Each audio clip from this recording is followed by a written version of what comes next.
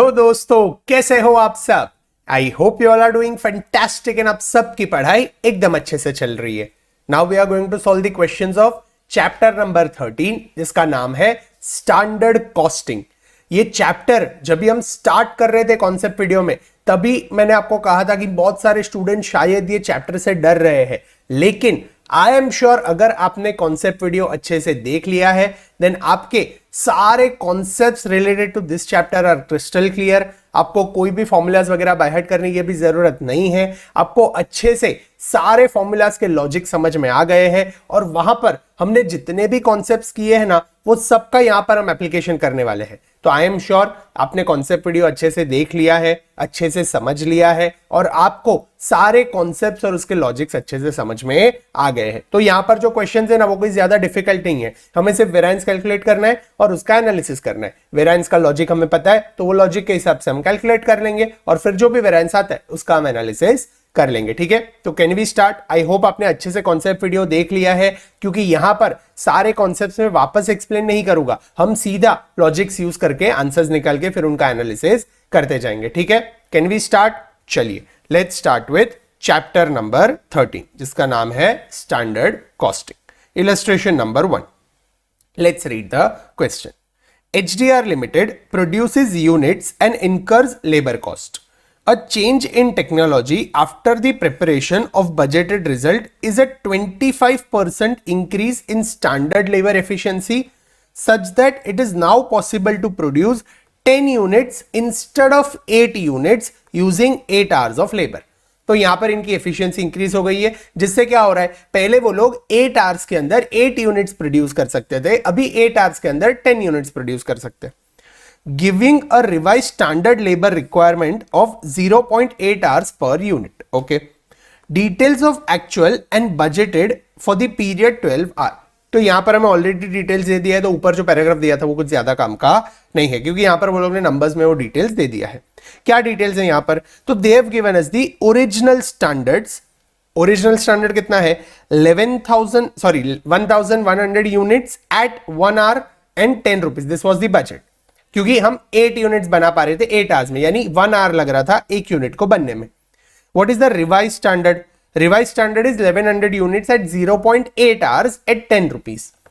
And actually हमने क्या किया, एक्चुअली हमने 1200 hours यूज किए at 8.5, यानी लेबर जो हम यहां पर लेके आए वो सस्ता लेकर आए। हमने यहां पर अच्छा काम किया कि जो लेबर का कॉस्ट है वो कम किया, क्योंकि हमने बजट किया था कि 10 रुपीज पर आवर लेबर मिलेगा। Revised standard is also 10 rupees per hour labor, but actually we have incurred only 8.5 rupees per hour for labor, तो which is good thing।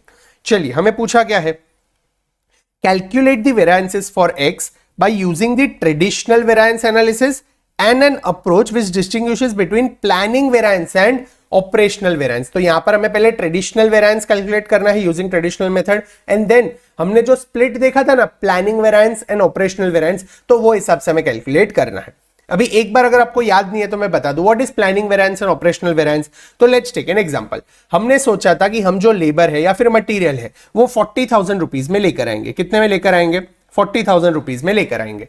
Actually जब भी हम मटेरियल परचेस करके आए या फिर हमने एक्चुअल लेबर आवर्स यूज किया, तो हमने 52,000 रुपीज इनकर किए। हमने कितना इनकर किया, 52,000। तो यहां पर अगर मुझे ट्रेडिशनल वेरिएंस कैलकुलेट करना है तो क्या आएगा, traditional variance will be 40,000 minus 52,000 which is 12,000 adverse। traditional variance क्या आएगा, it will be 12,000 adverse। यानी मैं क्या करूंगा, जो हमारा परचेस मैनेजर है जो मटेरियल लेकर आया है उसे मैं डांट दूंगा कि भाई तूने 12,000 ज्यादा इनकर किया है, which is very bad, you have done a bad performance।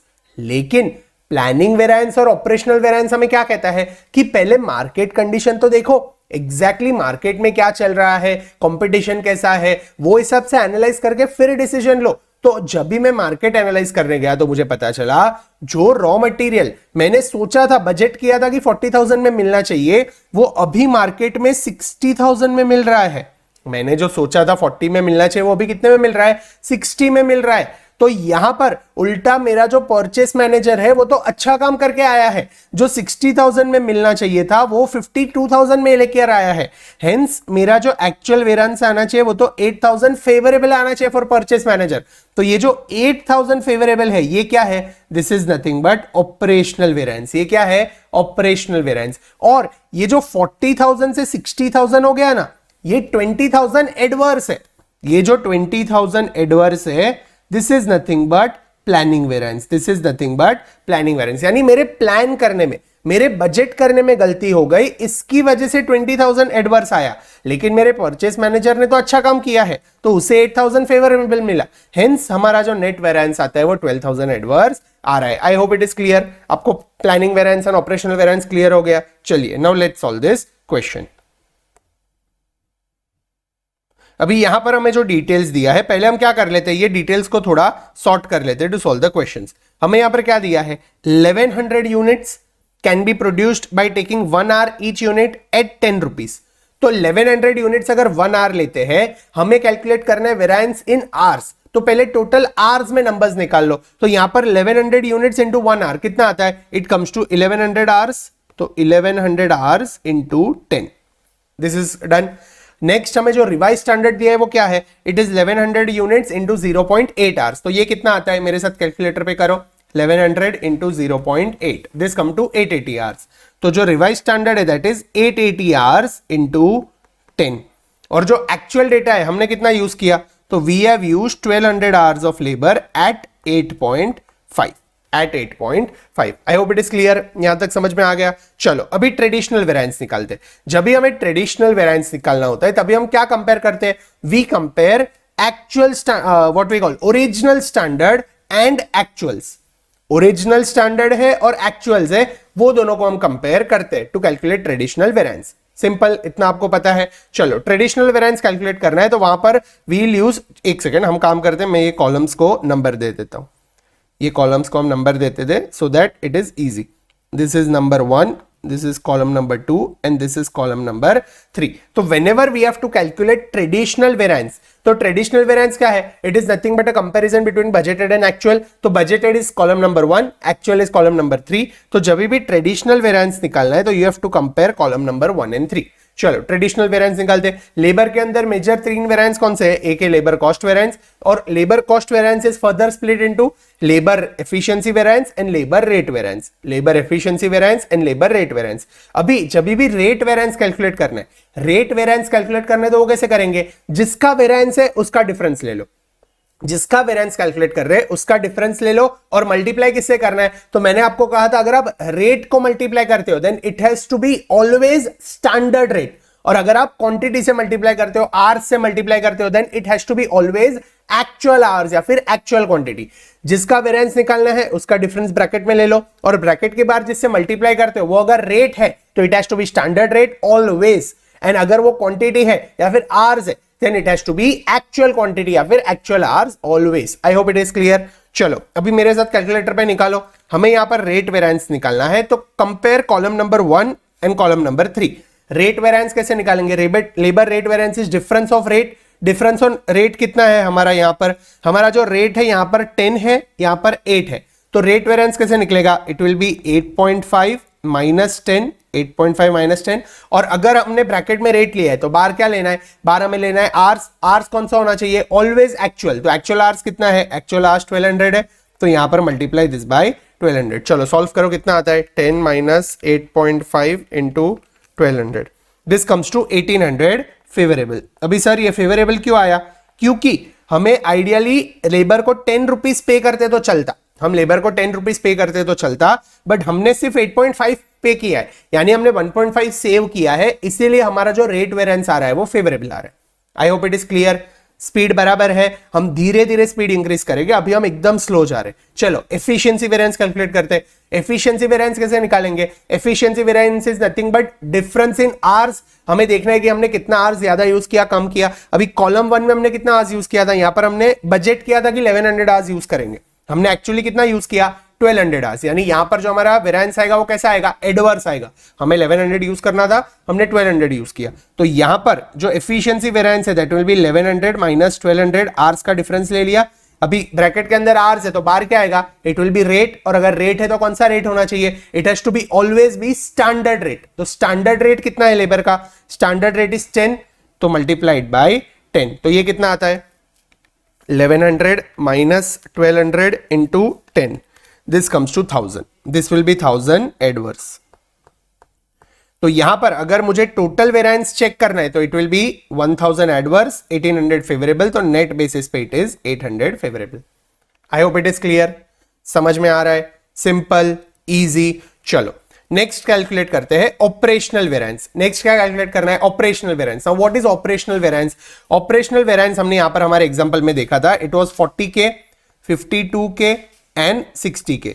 तो यहां पर ये 60,000 एंड 52,000 का जो डिफरेंस था that was operational variance, and ये 40,000 एंड 60,000 का जो डिफरेंस था दैट वाज प्लानिंग वेरिएंस। तो ऑपरेशनल वेरिएंस में हम क्या कंपेयर करते हैं, we compare revise standard with actuals.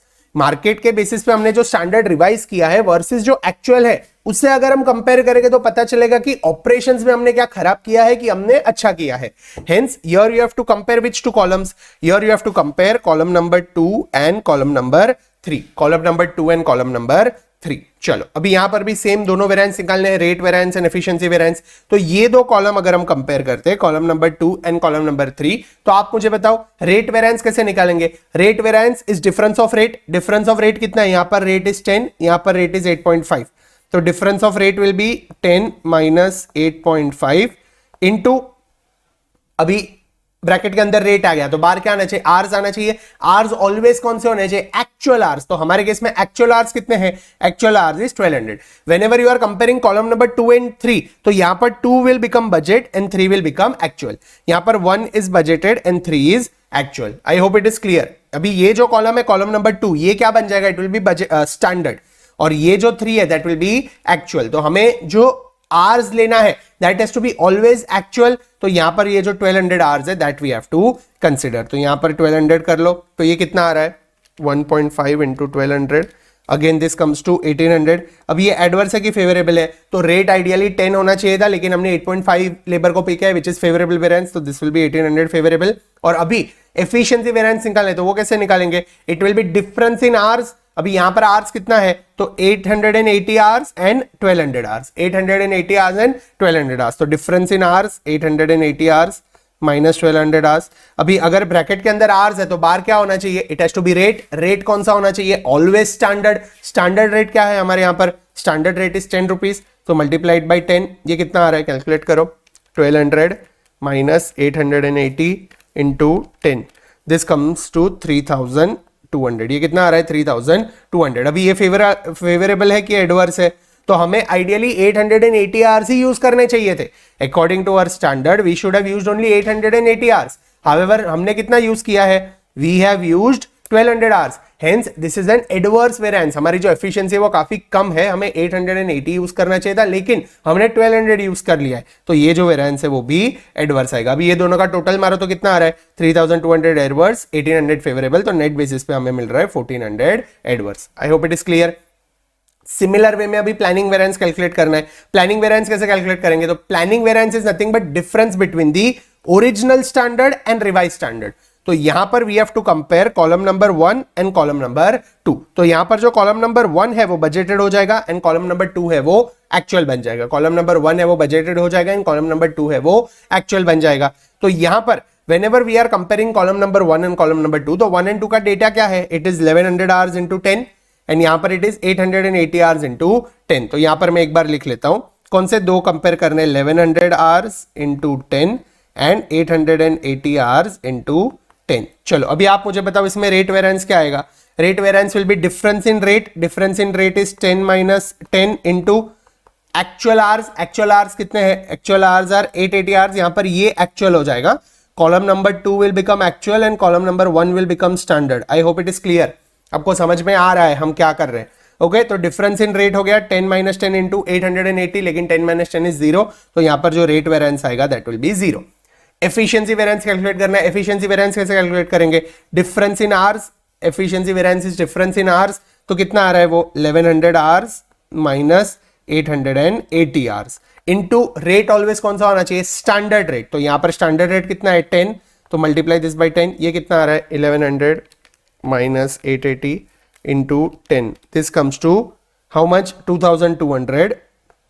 अब ये फेवरेबल है कि एडवर्स है? ऑब्वियसली फेवरेबल है, क्योंकि हमने बजट किया था कितना कि 1100 आवर्स यूज करना चाहिए, लेकिन रिवाइज स्टैंडर्ड कितना हो गया 880 आवर्स हो गए। यानी यहाँ कुछ टेक्नोलॉजिकल एडवांसमेंट वगैरह की वजह से या फिर लेबर स्किल्ड वगैरह कोई आ गए, जिसकी वजह से हमारा जो लेबर का रिक्वायरमेंट था वही कम हो गया एज पर दी मार्केट। तो ये हो जाता है एक्चुअल्स एंड ये हो जाता है standard while calculating planning variance. तो यहां पर हमें ideally 1100 hours of labour use करना चाहिए था एज पर बजटेड, बट हमने सिर्फ 880 यूज किया है, तो यहां पर हमने कम लेबर यूज किया है, which is a good thing. इसीलिए जो वेरिएंस आ रहा है वो फेवरेबल आ रहा है, hence this will B 2200 favourable. तो ये 0 है, ये 2200 है, तो नेट बेसिस पे इट विल बी 2200 फेवरेबल। अभी अगर आप ये ऑपरेशनल वेरिएंस और प्लानिंग वेरिएंस का टोटल मारते हो तो आपको मिल जाएगा एज पर ट्रेडिशनल वेरिएंस।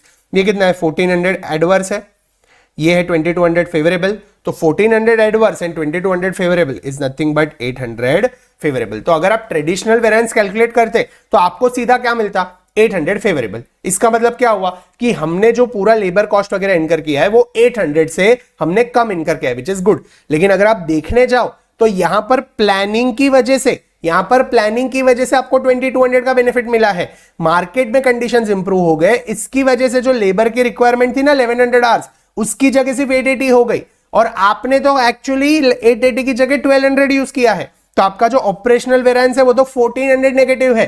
तो इससे क्या पता चला कि प्लानिंग की वजह से, मार्केट कंडीशन की वजह से आपको बेनिफिट मिला है, बाकी आपके जो ऑपरेशन है, आपने जो एक्चुअली काम किया है वो तो बहुत ही खराब किया है। नेट बेसिस पे प्लानिंग की वजह से जो ऐसे फैक्टर्स है जो हमारे हाथ में इतने नहीं थे, तो जो प्लानिंग की वजह से, actually planning variance is also split into controllable and non controllable, जो हमने देखा था, आगे वाले सम्स में हम देखेंगे। बट मेनली प्लानिंग वेरिएंस क्या है, it is because of market condition. तो मार्केट कंडीशंस की वजह से हमको 2200 का बेनिफिट मिला, वर्सेस हमने तो 1400 का खराब काम किया है, इसकी वजह से नेट 800 फेवरेबल आया। इसीलिए जब भी हम वेरिएंस को प्लानिंग एंड ऑपरेशनल में स्प्लिट करते हैं तो हम बेटर एनालिसिस कर सकते हैं। तो यहां पर अभी कमेंट क्या करना है, in this case the separation of labor cost variance into operational and planning components shows a large problem in area of labor efficiency that might otherwise have been indicated। यहां पर पता ही नहीं चलता कि ये जो लेबर एफिशिएंसी है ना, दैट इज 3200 एडवर्स। अब ये 3200 एडवर्स क्यों आया, क्योंकि हमने 880 आवर्स ही यूज करने चाहिए थे, बट हमने 1200 आवर्स यूज कर लिए, इसीलिए हमारा एफिशिएंसी वेरिएंस काफी खराब है। लेकिन अगर हम प्लानिंग ऑपरेशनल में चीजें स्प्लिट नहीं करते तो हमें कभी भी पता नहीं चलता, हमें ऐसा ही लगता कि लेबर कॉस्ट 800 से फेवरेबल आ रहा है, मतलब लेबर सब ठीक से काम चल रहा है। The operational variance are based on the revised standard that gives a more meaningful performance benchmark than the original standard। Operational variance में हम क्या करते हैं, हम as per the market standard को रिवाइज करते हैं, हेंस एक्चुअल के साथ बजटेड के साथ एक्चुअल को कंपेयर करने से अच्छा जो रिवाइज्ड हमें मिल रहा है एज पर मार्केट कंडीशन, उससे अगर हम एक्चुअल को कंपेयर करेंगे तो हमें ऑपरेशनल वेरिएंस मिलेगा जो एक बेटर पिक्चर देगा to analyse the business. I hope it is clear, simple, easy, आपको समझ में आ रहा है हमने क्या वेरिएंसेस कैलकुलेट किए। देखो कहीं पर भी अगर आप मटेरियल की बात करो, लेबर की बात करो, मेनली दो ही वेरिएंस है, एक है रेट वेरिएंस, दूसरा है क्वांटिटी वेरिएंस या फिर एफिशिएंसी वेरिएंस आप कहो, यूसेज वेरिएंस आप कहो। मटेरियल के केस में इट विल बी यूसेज, फिर यहां पर व्हाट वी कॉल लेबर के केस में इट इज एफिशिएंसी, फिर ओवरहेड्स वेरिएबल ओवरहेड है तो वो वहां पर भी इट इज एफिशिएंसी, और रेट वेरिएंस है तो वहां पर है मटेरियल प्राइस वेरिएंस, लेबर के केस में it will B labour rate variance, overheads के केस में it will B expenditure variance. तो ये सब में क्या करना है, एक तो रेट वेरिएंस है, दूसरा हमारा एफिशिएंसी वेरिएंस है या फिर यूसेज वेरिएंस है। तो rate variance will be difference of rate, rate variance will be difference of rate, जो भी दो रेट हमें मिल रहे हैं उसका डिफरेंस ले लो, और अगर ब्रैकेट के अंदर रेट है तो मल्टीप्लाई किससे करना है, मल्टीप्लाई हमें या तो करना है क्वांटिटी से या तो करना है आर से, और वो कौन सा होना चाहिए, ऑलवेज एक्चुअल होना चाहिए। वो कौन सा होना चाहिए, ऑलवेज एक्चुअल होना चाहिए। और अगर हमें यूसेज वेरिएंस कैलकुलेट करना है, एफिशिएंसी वेरिएंस कैलकुलेट करना है तो क्या करेंगे, we'll take difference of hours, we'll take difference of quantity. तो अगर उसका डिफरेंस ले रहे तो ब्रैकेट के अंदर आर्स और क्वांटिटी है तो बाहर क्या होना चाहिए, बाहर रेट होना चाहिए, और अगर बाहर रेट है ब्रैकेट के बाहर तो वो कौन सा आना चाहिए, always it has to be standard rate, always it has to be standard rate. अगर इतना आपको याद है, अगर इतना आपको याद है तो आप कोई भी सम में नहीं अटकोगे, इतना अगर याद है तो कोई भी सम में नहीं अटकोगे। और दूसरा क्या याद रखना है, जिसका भी वेरिएंस कैलकुलेट करना है ना उसका डिफरेंस ब्रैकेट में लेना है, जिसका भी वेरिएंस कैलकुलेट करना है उसका डिफरेंस ब्रैकेट में लेना है, और बाकी जो बचा है उसको मल्टीप्लाई करना है। अभी वो रेट है तो स्टैंडर्ड होना चाहिए, और वो क्वांटिटी है तो एक्चुअल होनी चाहिए, या फिर आर्स है तो एक्चुअल होना चाहिए। क्लियर?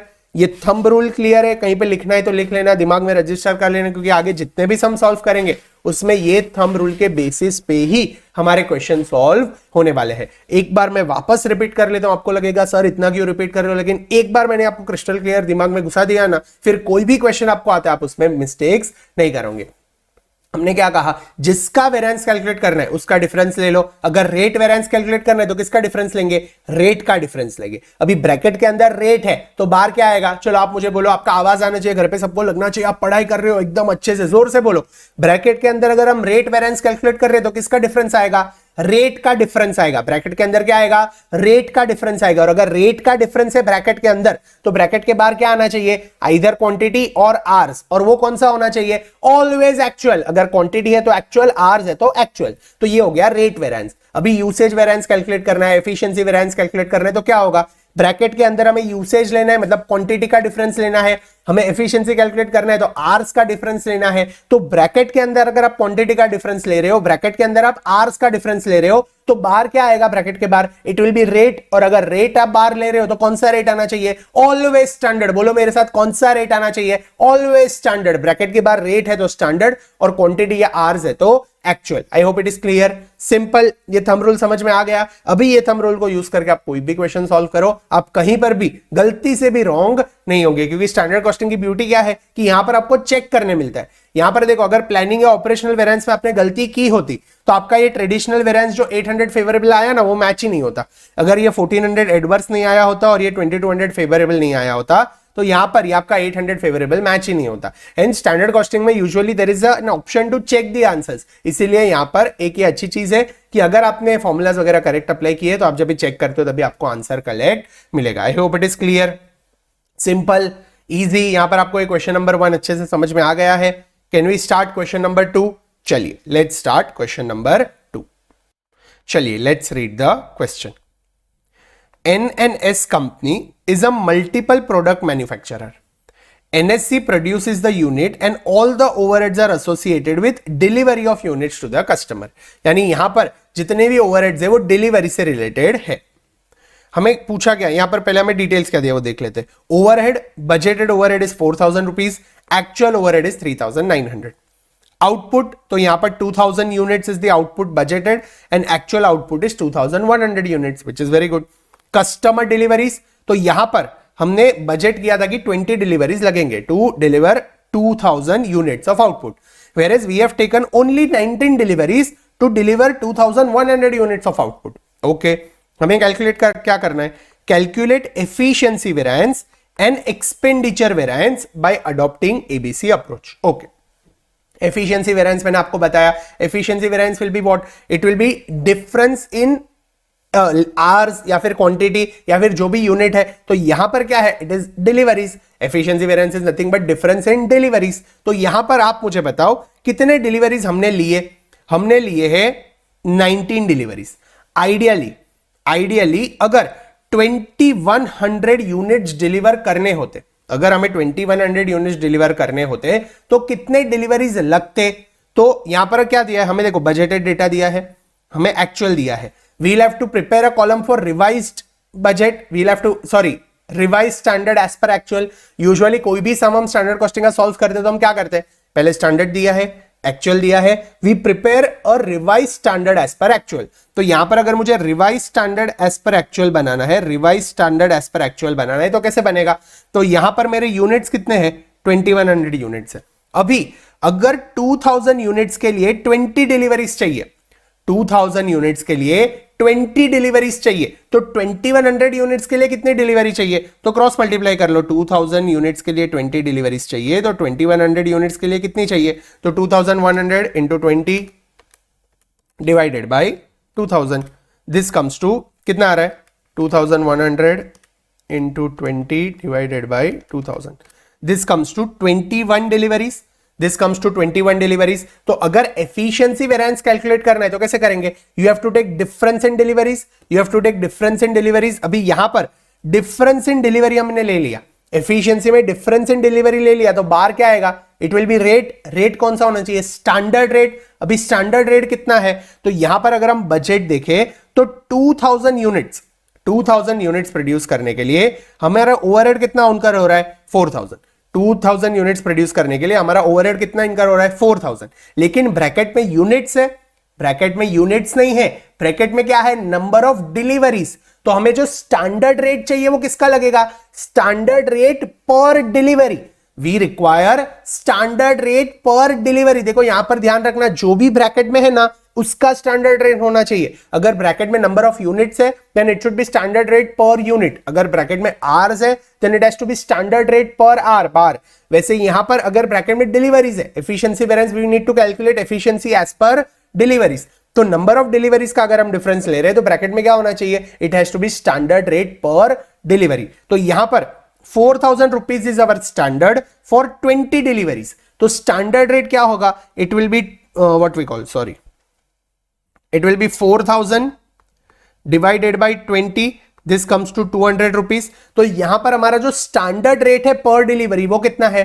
200 रुपीज है। तो यहां पर take the difference of deliveries, यानी 21 डिलीवरीज माइनस 19 डिलीवरीज। हमने कैलकुलेट किया ना, 21 minus 19 into standard rate which is 200, into standard rate which is 200। तो 21 माइनस 19 इंटू 200 कितना आ रहा है? It comes to 400 favourable. तो हमारा जो एफिशिएंसी वेरिएंस है वो कितना है? 400 फेवरेबल। हमारा एफिशिएंसी वेरिएंस कितना है?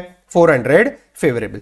अभी हमें नेक्स्ट क्या पूछा है? Expenditure variance. अभी एक्सपेंडिचर वेरिएंस क्या है? It is nothing but difference of cost. Expenditure variance क्या है? It is nothing but difference of cost into difference of, अगर यहां पर अभी कॉस्ट है तो मल्टीप्लाई क्या करना है? एक्चुअल। मल्टीप्लाई क्या करना है हमें? एक्चुअल। एक्चुअल, अभी एक्चुअल्स क्या है यहां पर? Actual is nothing but actual number of deliveries. Rate, यहां पर we have taken difference in deliveries, तो यहां पर हमने मल्टीप्लाई कर दिया स्टैंडर्ड रेट पर डिलीवरी। अभी एक्सपेंडिचर वेरिएंस कैलकुलेट करना है तो we have to take difference of rate, we have to take difference of rate. Expenditure variance क्या है? It is nothing but difference of rate, difference of rate into actual quantity. हमारे case में हम quantities में sum solve नहीं कर रहे, हम किस में सॉल्व कर रहे हैं? डिलीवरीज के केस सॉल्व कर रहे हैं। तो यहां पर it will B actual delivery. अभी आप मुझे बताओ डिफरेंस ऑफ रेट कितना आएगा? तो स्टैंडर्ड रेट कितना है हमारा? स्टैंडर्ड रेट है 200। हमारा स्टैंडर्ड रेट कितना है? 200। एक्चुअल रेट कितना है पर डिलीवरी? तो actual rate is 3900 is our total delivery cost for how many deliveries? For 19 deliveries. तो 3900 divided by 19 is actual, 200 is the standard rate and 3900 divided by 19 is the actual rate. Multiply by what? Multiply by actual deliveries. Hours अगर लेते हो तो actual, quantity अगर लेते हो तो actual. हमारे केस में हम सम सॉल्व डिलीवरीज में कर रहे, तो delivery has to be actual bar, तो यहां पर एक्चुअल ले लो। अभी ये इक्वेशन को अगर आप सॉल्व करते हो तो आंसर क्या मिलता है? सॉल्व दिस इक्वेशन, तो इट विल बी 200 इंटू 19 और ये 19 कट हो जाएगा माइनस 3900। ये कितना आ रहा है? 200 into 19 it comes to 3800 minus 3900। तो यहां पर जो हमें वेरिएंस मिल रहा है दैट इज 100 एडवर्स। यहां पर जो हमें वेरिएंस मिल रहा है that is 100 adverse. Sir adverse क्यों मिला? क्योंकि एक डिलीवरी को 200 लग रहा है, तो 19 डिलीवरीज को कितना लगना चाहिए था? 3800, 200 into 19। However we have incurred a cost of 3900, hence यहां पर हमारा जो एक्सपेंडिचर वेरिएंस है वो 100 एडवर्स है। और हमें आइडियली 21 डिलीवरीज लेने चाहिए थे, लेकिन हमने सिर्फ 19 डिलीवरीज लिए है, तो 2 डिलीवरी हमने कम किए हैं, इसकी वजह से 2 डिलीवरी का कॉस्ट हमारा बच रहा है। इसीलिए ये जो वेरिएंस हमारा आ रहा है एफिशिएंसी वेरिएंस वो आ रहा है 400 फेवरेबल। तो सिंस डिलीवरी कम यूज किया है इसीलिए हमारा 400 फेवरेबल वेरिएंस है, और हमने कॉस्ट ज्यादा इनकर किया है पर डिलीवरी, इसीलिए हमारा जो what we call expenditure variance है वो 100 एडवर्स है। I hope it is clear, simple, easy, समझ में आ रहा है, चीजें समझ में आ रही है। ओके चलो, can we move to the next question? Next question is question number 3। चलिए let's read the question.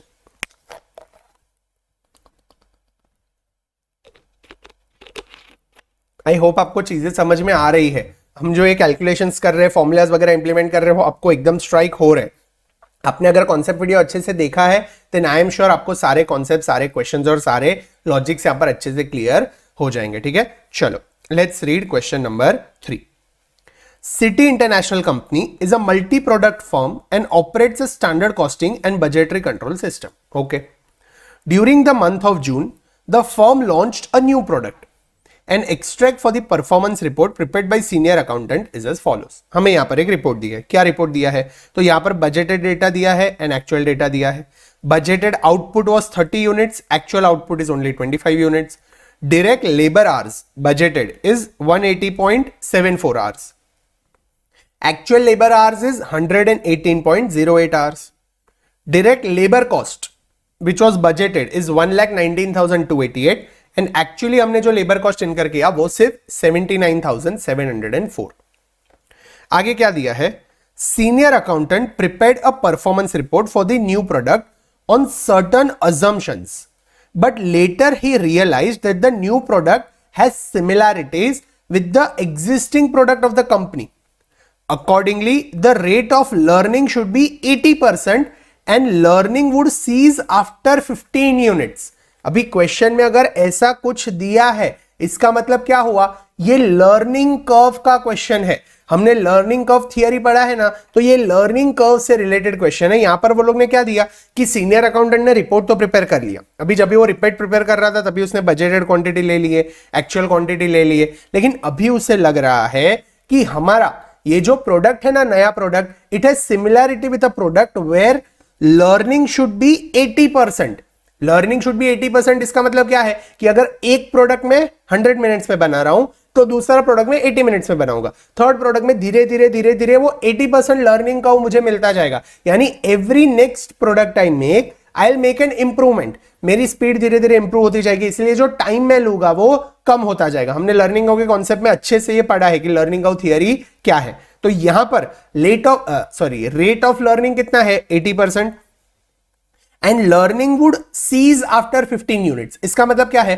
First unit बनाया, समझो 100 मिनट्स लगा, second unit 80 minutes, third unit 50 minutes, fourth unit 40 minutes, fifth unit 38 minutes, sixth unit 37 minutes. तो धीरे धीरे करके एक ऐसा लेवल आएगा जहां पर आपका स्टेबल हो जाएगा। समझो अभी इतना आप सीख ले हो प्रोडक्ट को कि आप अभी 30 मिनट्स में प्रोडक्ट बना पा रहे हो, लेकिन एक ऐसा लेवल आएगा कि अभी 30 मिनट से कम नहीं हो सकता, 30 मिनट्स तो लगेगा ही। अभी आपका लर्निंग का सीज हो गया, अभी every next unit you make आप 30 मिनट्स तो लोगे। हेंस यहां पर क्या कहा है कि after 15 units your learning curve will be flat, it will cease. यानी अभी तो आप जितना टाइम लोगे हर एक यूनिट के लिए वो सेम रहेगा, अभी कुछ इंप्रूवमेंट आपको देखने नहीं मिलेगा। सेम एग्जांपल मैंने आपको पढ़ाई के लिए भी दिया था। फर्स्ट टाइम जब भी आपको चैप्टर करते हो तो यू वुड टेक 3 आवर्स, फिर नेक्स्ट टाइम करते हो तो 2 आवर्स 30 मिनट्स लगेगा, फिर और एक बार करते हो तो 2 आवर्स लगेगा, फिर 1 आवर एंड हाफ आवर लगेगा, फिर आपने 1 आवर में कंप्लीट कर लिया। लेकिन उसके बाद एक ऐसा पॉइंट आएगा जब आपका लर्निंग कर्व सीज हो जाएगा। 1 आवर तो लगेगा ही चैप्टर करने में। ऐसा नहीं होगा कि 1 आवर का 30 मिनट्स हो रहा है, 30 का 10 मिनट्स हो रहा है, 10 मिनट्स का 1 मिनट हो रहा है, 1 मिनट में पूरा चैप्टर रिवाइज कर लिया।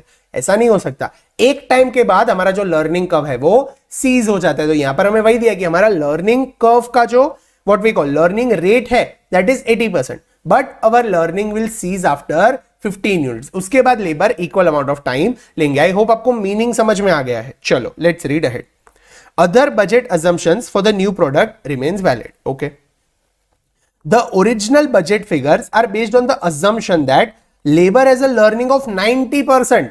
तो यहां पर वो लोग ने ये जो डायरेक्ट लेबर आवर्स कैलकुलेट किया है ना, that is based on 90% learning curve and it will cease after 20 units. And यहां पर वो लोग ने अजम्पशन लिया है कि learning will cease after 20 units. तो यहां पर अभी ये जो बजटेड डेटा हमें दिया है वो भी एक रीत से गलत हो गया क्योंकि अजम्पशंस रॉन्ग है। तो हमें क्या करना पड़ेगा? हमें सबसे पहले तो ये 80% learning curve and it will cease after 15 units, ये डेटा को यूज करके पहले बजटेड डेटा निकालना पड़ेगा और फिर budgeted data and actual data को कंपेयर करके वेरिएंसेस कैलकुलेट करने पड़ेंगे। आई होप आपको अप्रोच क्लियर हो गया है क्वेश्चन का। यहां पर वो लोग ने learning curve theory and variance analysis को कंबाइन किया है। यहां पर वो लोग ने जो बजट प्रिपेयर किया है वहां पर लर्निंग कर्व कितना लिया है? 90%। एंड वो लोग ने क्या कहा? कितने यूनिट्स के बाद लर्निंग इफेक्ट सीज होगा? 20 यूनिट से। लेकिन हमने जब ये एनालाइज किया तो पता चला कि एक्चुअली तो लर्निंग इफेक्ट 80% ही होना चाहिए and learning curve should cease after 15 units. तो हमें क्या करना पड़ेगा? हमें वो 80% और 15 यूनिट्स को यूज करके नया बजट निकालना पड़ेगा, वो हिसाब से labour hours and labour cost निकालना पड़ेगा और फिर हमें जो हमारे वेरिएंसेस है वो कैलकुलेट करने हैं। ठीक है, चलो लेट्स रीड आगे क्या दिया है। And thereafter time per unit will be the same as the time taken for the final unit during the learning period, that is 20th unit. The time taken for first unit is 10 hours. अभी ये data हमें चाहिए while calculating learning curve effect. तो यहां पर first unit के लिए कितना टाइम लगेगा 10 आवर्स, तो वो हमें यहां पर दे दिया है। चलो, what is required, show the variance that reconcile actual labour figures with the revised budgeted figures for actual output as much in detail as possible. तो यहां पर हमें budgeted data and actual data को कंपेयर करना है, variance analysis करना है, लेकिन उसके लिए हमें करेक्ट बजटेड डेटा चाहिए। तो करेक्ट बजटेड डेटा ढूंढने के लिए हमें यहां पर लर्निंग का इफेक्ट अप्लाई करना पड़ेगा। यहां पर हमें कुछ लर्निंग इंडेक्सेस दिए सो दैट हमें लॉग टेबल का यूज ना करना पड़े। तो चलिए लेट्स रीड द सॉल्यूशन। अभी यहां पर मैंने आपको एक्सप्लेन किया था कि लर्निंग कर्व का हम कोई भी क्वेश्चन सॉल्व करते हैं, लर्निंग कर्व का अगर हम कोई भी क्वेश्चन सॉल्व करते हैं तो हमें कौन सा फॉर्मूला यूज करना है, our formula has to be y is equal to a into x raise to B. हमारा फॉर्मूला क्या होना चाहिए, y into x raise y is equal to a into x raise to B. मेरे साथ सब बोलो फॉर्मूला जोर से, y is equal to a into x raise to B. और एक बार मेरे साथ बोलो, हमें 3 बार रिपीट करना है। आपको लगेगा सर हम सीए फाइनल के स्टूडेंट्स हैं, हाँ भले आप सीए फाइनल के स्टूडेंट्स हो, लेकिन हमें बहुत सारी चीजें जो याद रखनी है, इसीलिए जो चीजें यहां पर बाय हार्ट हो सकती है ना, वो तो यहीं पे बाय हार्ट करनी है, ठीक है। चलो, लर्निंग का फॉर्मूला क्या है, 3 बार मेरे साथ रिपीट करोगे। First, y is equal to a into x raise to B, और एक बार y is equal to a into x raise to B, और एक बार y is equal to a into x raise to B.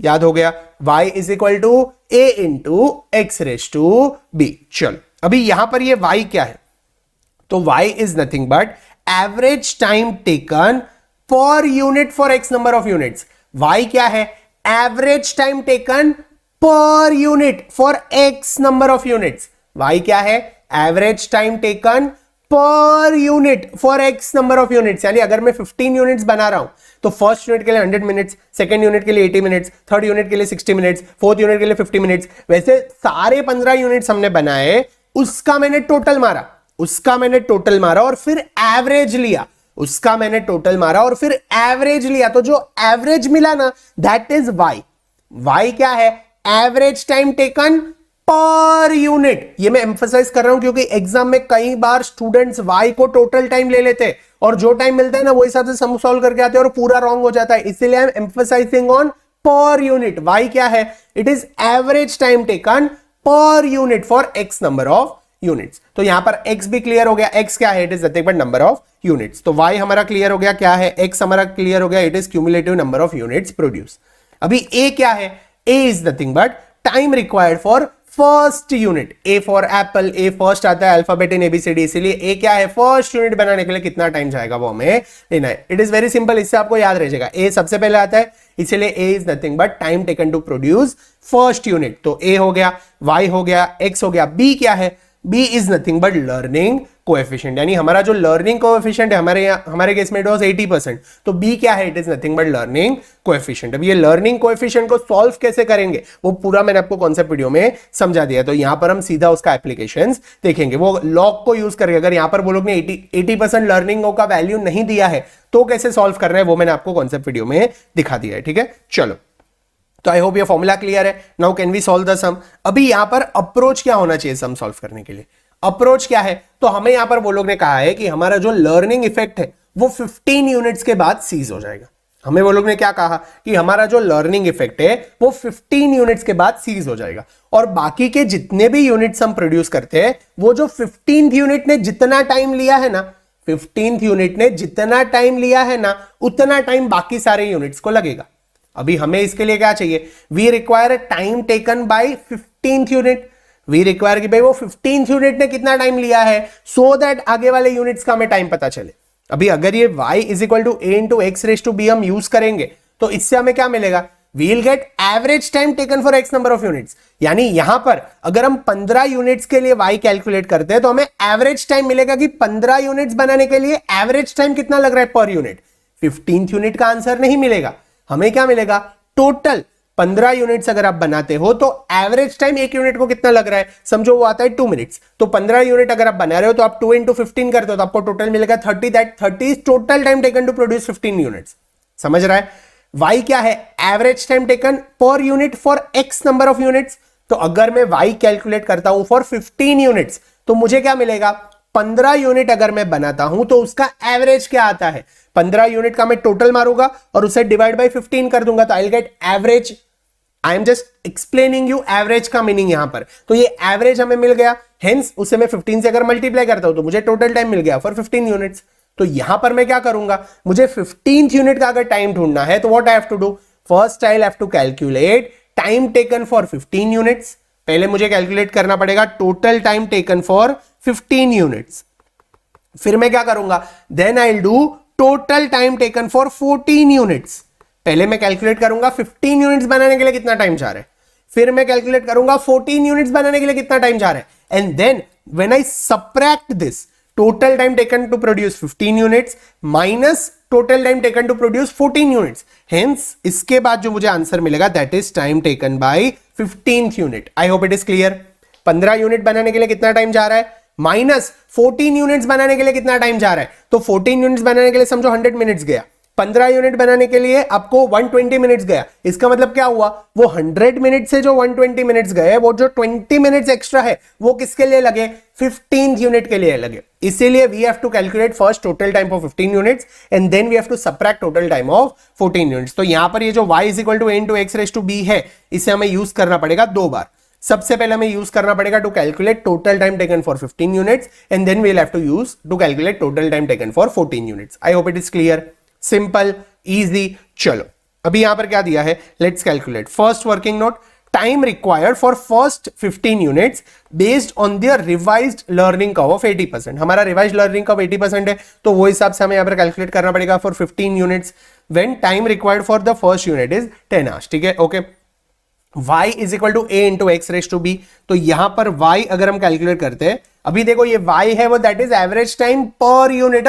ये 15 units बनाने के लिए जो एवरेज टाइम एक यूनिट को लगता है वो मिलेगा। हेंस एक बार हमें y मिलता है, उसके बाद हमें उसे 15 से मल्टीप्लाई करना पड़ेगा to get total time taken for 15 units. ये चीज मैं नहीं तो 5-6 बार बोल गया हूं, क्योंकि आपके दिमाग में फिट हो जाना चाहिए, एग्जाम में यहां पर मिस्टेक होनी चाहिए नहीं। चलो y is equal to a क्या है हमारे केस में, a 10 आवर्स है, into x raise to b, x कितना है, हम 15 यूनिट्स के लिए कैलकुलेट कर रहे हैं, तो यहां पर 15 रेज टू b। अभी लर्निंग कर्व ऑफ 80% कितना है, तो हमें यहां पर क्वेश्चन में दे दिया है the learning index value for 90% and 80% is -0.152 and -0.322 respectively. तो 80% लर्निंग कर्व क्या है, -0.322।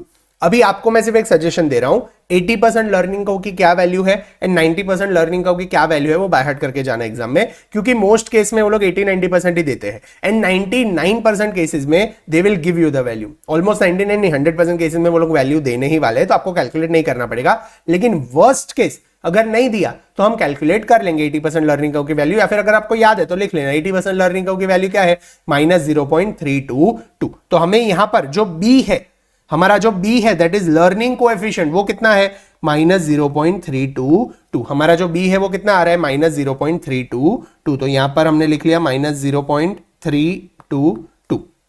अभी इसको सॉल्व कैसे करेंगे, तो यहां पर सॉल्व करने के लिए हमारे पास एक ही ऑप्शन है, वो क्या है, लॉग लेना। तो take log on both the sides. तो now when we take log on both the sides it is log y into log 10 into log 15 raise to -0.322। यहां तक क्लियर है। अभी log 10 क्या है, तो मैंने आपको एक्सप्लेन किया था log 10 is always 1, log 100 is 2, log 1000 is 3, क्योंकि उसकी वैल्यू है log 10 इज 1। तो यहां पर log 10 इज 1, तो वो तो हमने लिख लिया। अभी ये जो हमें दिया है this is given in the format of what, this is given in the format of log a raise to b। ये log 15 रेज टू -0.322 है। I had explained you log के जो हमने प्रिंसिपल्स देखे थे, log a raise to b का मतलब क्या है, it is nothing but b log a। log a raise to b can also be written as b log a, ये b नीचे आ जाएगा into log a। I hope it is clear. तो यहां पर हम वही अप्लाई करते हैं। चलो यहां पर हमें दिया है log a raise to b, तो it can be also written as b log a। तो ये जो इट इज -0.322 ना, -0.322 है, उसे नीचे ले लो। तो 1 -0.322 into log 15 I hope it is clear. यहां तक ये स्टेप क्लियर है। चलो अभी हम क्या करेंगे, 1 -0.322 इंटू, अभी ये log 15 में यहां पर आ गया। अभी log 15 का वैल्यू हमें दिया है, देखो तो यहां पर हमें क्वेश्चन में log 2 का वैल्यू दिया है, log 3 का दिया है, log 5 का दिया है, log 7 का दिया है, लेकिन log 15 का नहीं दिया है। तो करेंगे क्या, तो log 5 can also B split. अभी हमने यहां पर देखा था लॉग के प्रिंसिपल्स में कि log a into b, log a into b can also be written as log a plus log b। log a into b can also be written as log a plus log b। तो अभी 15 को अगर मुझे split करना है तो कैसे करूंगा? Can I write it as 5 into 3? 15 is also equal to 5 into 3। तो यहां पर अगर मैं लिख लेता हूं 1 minus 0.322 into log 5 plus log 3, log a into b. यहां पर देखो log a इंटू बी है, अभी ये this can be also written as log 5 into 3 and log a into b is equal to log a plus log b। तो यहां पर can I write this log 5 plus log 3? तो अभी ये log 5 plus log 3 अगर मैंने लिख लिया तो अभी मेरे पास log 5 की भी वैल्यू है एंड log 3 की भी वैल्यू है, क्वेश्चन में दिया है। log 5 is nothing but 0.69897 and log 3 is nothing but 0.47712। तो यहां पर अगर मैं ये इक्वेशन सॉल्व करता हूं is equal to 1 minus 0.322 into 0.69897 plus 0.47712। तो अभी ये इक्वेशन को अगर मैं सॉल्व करता हूं तो मुझे आंसर क्या मिलता है? देखो यहां पर वो लोग को आंसर मिल गया, हम अभी कैलकुलेट करने में टाइम वेस्ट नहीं कर रहे। तो यहां पर we get the answer as log y is equal to 0.6213। अभी log y is equal to 0.6213, लेकिन हमें log y का आंसर चाहिए नहीं, हमें तो y का आंसर चाहिए। तो y का आंसर कैसे मिलेगा? Take antilog. अभी log y का एंटी लॉग ले लेंगे तो हमें यहां पर क्या मिलेगा? y is equal to antilog, y is equal to antilog of 0.6213। अभी क्वेश्चन में देखो 0.6213 का एंटी लॉग दिया है वो लोग ने, they have given us an anti-log of 6213, they have given anti-log for 06309 नहीं, हमें कौन सा चाहिए? we require anti-log of 6213 which is 4.181। तो यहां पर हमें y का वैल्यू मिल गया 4.181। y का वैल्यू कितना मिला? 481। तो यहां पर हमें y का वैल्यू मिल रहा है 4.181 आवर्स। अभी मैंने आपको कहा y क्या है? It is average time taken per unit for x number of units. x कितना है? 15, यानी 4.181 is the average time taken for making 15 units, लेकिन पर यूनिट बेसिस पे। तो इससे जब मैं 15 से मल्टीप्लाई करूंगा, इट इज एवरेज टाइम पर यूनिट फॉर 15 यूनिट्स। तो अगर मुझे टोटल टाइम चाहिए फॉर 15 यूनिट्स का तो कैसे निकालूंगा? आई have to multiply it by 15। तो यहां पर total time taken for 15 units is 15 into 4.181। तो कितना आ रहा है? कैलसी पे एक बार टोटल करके मुझे बताओ। 15 into 4.181, 15 into 4.181, this comes to 62.715 which comes to 62.72। तो यहां पर हमें जो टोटल टाइम मिल गया, टोटल टाइम वो कितना मिला for 15 units? 62.72 hours. I hope it is clear. Calculation समझ में आ गए हैं? सिंपल, ये y is equal to a into x raise to b को कैसे सॉल्व करना है वो भी समझ में आ गया। अभी हमें क्या करना है? हमने टोटल टाइम फॉर 15 यूनिट्स तो निकाल लिया। हमने क्या किया? टोटल टाइम फॉर 15 यूनिट्स तो हमने यहां पर निकाल लिया। अभी हमें क्या चाहिए? हमें चाहिए टोटल टाइम फॉर 14 यूनिट्स। तो सिमिलर वे में 80% लर्निंग का यूज करके 14 यूनिट्स के लिए भी निकालो। अभी वो कैसे निकालेंगे? तो यहां पर same equation y into a हमारे केस में 10 है, इंटू x क्या हो जाएगा? अभी यहां पर 14 हो जाएगा। पहले x क्या था? 15 था। ऊपर वाले क्वेश्चन में जब ऊपर वाले पार्ट में हमने जब सॉल्व किया था 15 यूनिट्स के लिए किया, अभी हमें 14 यूनिट्स के लिए करना है। तो यहां पर क्या आ जाएगा? x into 14 raise to 80% learning of that is 0.322। Correct. अभी ये सिमिलर वे में चालू करो, log on both the sides, फिर वो हिसाब से आप सॉल्व करते जाओगे। तो यहां पर जैसे log 15 था वैसे यहां पर आपको क्या मिलेगा? आगे जाओगे तो आपको log 14 मिलेगा। अभी log 14 का तो क्वेश्चन में वैल्यू नहीं दिया है, लेकिन they have given is the value for log 7 and log 2। तो यहां पर क्या करना है? ये log 14 को log 7 प्लस log 2 लिख लेना और फिर उसके वैल्यूज डाल के जब आप कैलकुलेट करते हो तो यहां पर जो आपको y मिल रहा है वो कितना मिल रहा है? It comes to 4.275 hours. अभी ये मैं कैलकुलेट नहीं कर रहा हूं, आप खुद वीडियो एक बार पॉज करके देखो। यहां पर मस्ती मत करना, वीडियो जेन्युइनली पॉज करना और ये पूरा इक्वेशन अपने आप सॉल्व करना। देखो मैं आपको अगर टाइम दे रहा हूं 5 मिनट ऐसे ही वीडियो चलेगा, उससे अच्छा आप वीडियो पॉज कर लो और ये पूरा जो इक्वेशन है फॉर 14 यूनिट्स वो सॉल्व करो। और जब ये आपको आंसर 4.275 आता है फिर आप आगे मूव करना। ठीक है, तो चलो सब अपने वीडियोस पॉज कर लो और ये पूरा इक्वेशन सॉल्व कर लो। कर लिया आपने सॉल्व। अभी आपको आंसर मिल गया। आपको आंसर क्या मिला होगा? It will B 4.275 hours. अभी ये क्या है? That is average time. This is average time पर यूनिट फॉर 14 यूनिट्स। तो टोटल टाइम फॉर 14 यूनिट्स चाहिए तो कैसे करेंगे, हमें इसे 14 से मल्टीप्लाई करना पड़ेगा। तो यहां पर हमें जो टोटल टाइम मिल रहा है फॉर 14 यूनिट्स वो कितना है, मेरे साथ करो एक बार, 4.275 इंटू 14 कितना आ रहा है, it comes to 59.85 which is 59.85 hours. यानी यहां पर हमें क्या पता चला कि 15 यूनिट्स बनाने के लिए टोटल 62.72 आवर्स चाहिए, 14 यूनिट्स बनाने के लिए हमें 59.85 आवर्स चाहिए। तो ये दोनों का अगर मैं डिफरेंस लेता हूं, ये दोनों का मैं डिफरेंस लेता हूं तो मुझे क्या मिलेगा, time taken for 15th unit. मुझे क्या मिलेगा, time taken for 15th unit. तो यहां पर time taken for 15th unit कितना आएगा, टोटल टाइम रिक्वायर्ड।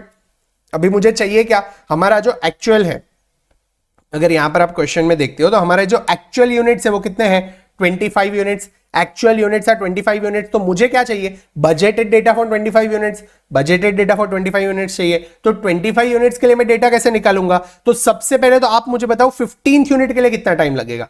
तो 15th यूनिट के लिए कितना टाइम लग रहा है, 15th यूनिट के लिए टाइम लगेगा 62.72 minus 59.85, it comes to 2.87 hours.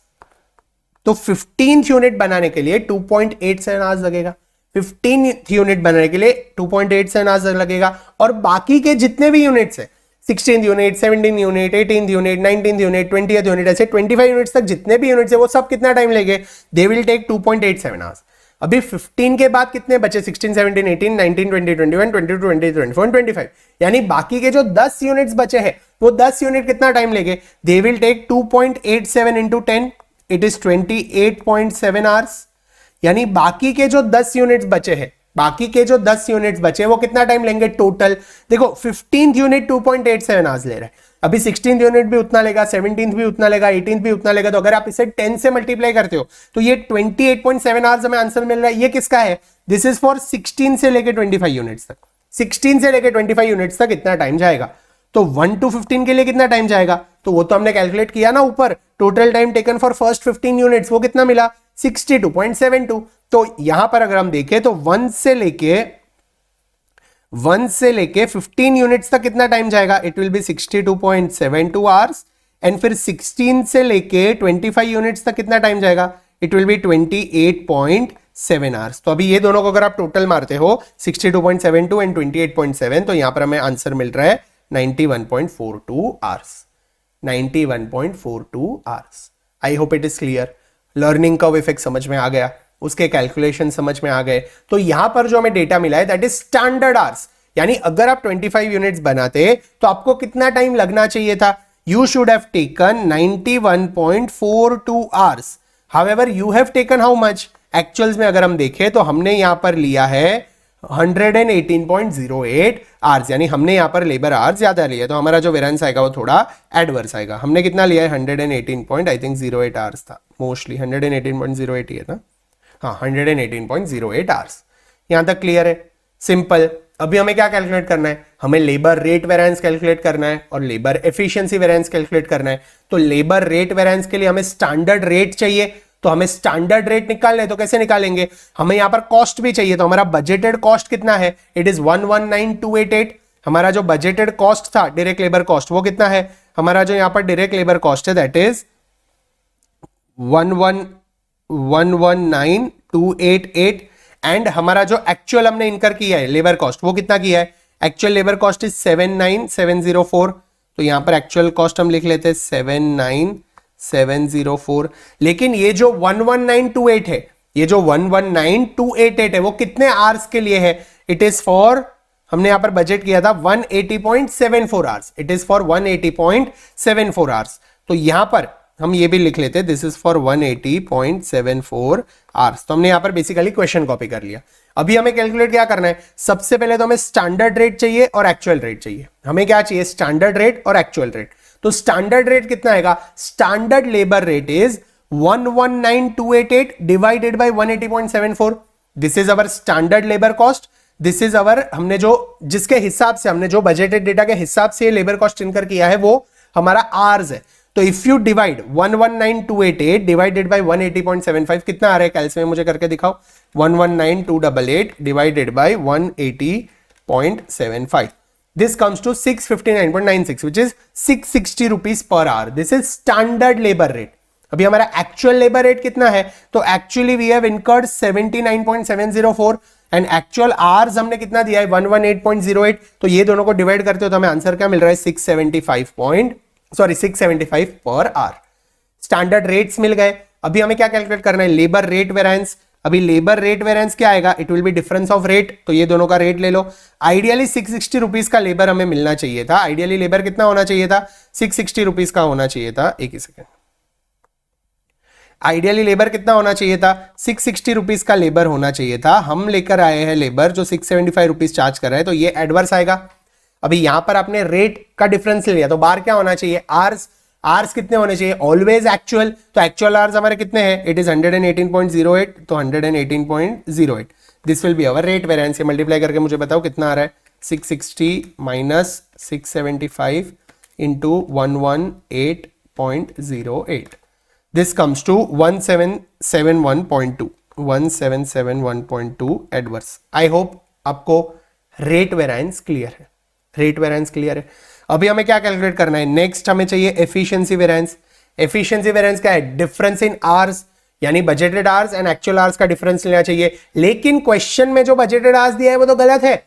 हमने इतनी सारी मेहनत की पिछले 15 मिनट किसके लिए, करेक्ट बजटेड आवर्स निकालने के लिए. वो कितने मिले हमें जो करेक्ट बजटेड आवर्स मिला है दैट इज 91.42 आवर्स. तो ये क्वेश्चन में जो सबसे इंपॉर्टेंट चीज है वो यहां पर है. ये वेरिएंस जब भी आप कैलकुलेट करते हो तभी आपको क्या लेना है, 91.42 hours. This is nothing but budgeted hours. तो यहां पर 91.42 आवर्स माइनस हमारा एक्चुअल कितना है, एक्चुअल हमारा है 118.08 आवर्स इनटू, अभी अंदर ब्रैकेट के अंदर आवर्स है तो बाहर क्या होना चाहिए, रेट. रेट ऑलवेज कौन सा होना चाहिए, स्टैंडर्ड रेट. हमने स्टैंडर्ड रेट ऊपर कैलकुलेट किया, कितना है स्टैंडर्ड रेट यहाँ पर 660 रुपीज पर आवर. तो यहाँ पर 660 से मल्टीप्लाई कर लो. इसको अगर सॉल्व करते हो तो कितना आता है, कैलकुलेट करो. 91.42 minus 118.08 into 660, it comes to 17,595.6. 17,595. This is also adverse क्योंकि हमें 91.42 आवर्स यूज करने चाहिए थे लेकिन हमने 118.08 आवर्स यूज किए. तो ये भी एडवर्स है, ये भी एडवर्स है. अभी अगर मुझे मेरा कॉस्ट रिकंसाइल करना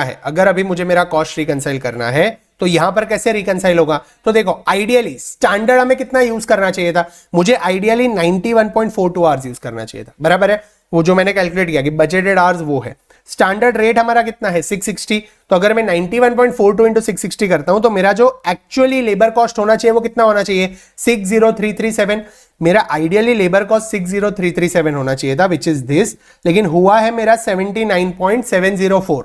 तो ये किसकी वजह से हुआ है, तो रेट में जो मैंने गलती किया है, जो मेरा रेट इंक्रीज हुआ है 660 का 675, उसकी वजह से 1771.2 एडवर्स आ रहा है.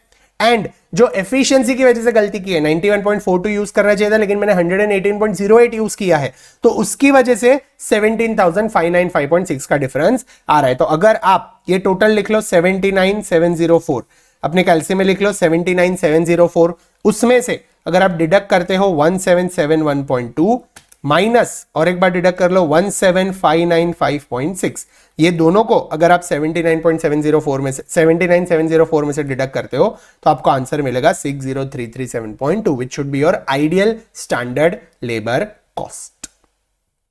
तो आई होप ये जो हमने यहां पर स्टेटमेंट बनाया है रिकंसिलिएशन का वो भी आपको एकदम अच्छे से क्लियरली समझ में आ गया है. क्लियर, सिंपल, इजी, यहां तक आपको क्वेश्चन समझ में आ रहे हैं. This was a big question. इसके अंदर लर्निंग का इफेक्ट का भी हमने कैलकुलेशंस देखे और उसके बाद वेरिएंस एनालिसिस को कैसे यूज करना है वो भी हमने यहां पर देखा. आई hope it is clear, simple. अभी आपको लॉजिकली समझ में आ रहा है कि हमें वेरिएंसेस कैसे कैलकुलेट करने, क्योंकि अभी जो नेक्स्ट क्वेश्चन आएगा वहां पर भी हमें वापस सारे वेरिएंसेस अच्छे से कैलकुलेट करने. ठीक है, तो I hope it is clear, simple. Can we start the next question? चलिए लेट्स स्टार्ट इलस्ट्रेशन नंबर 4.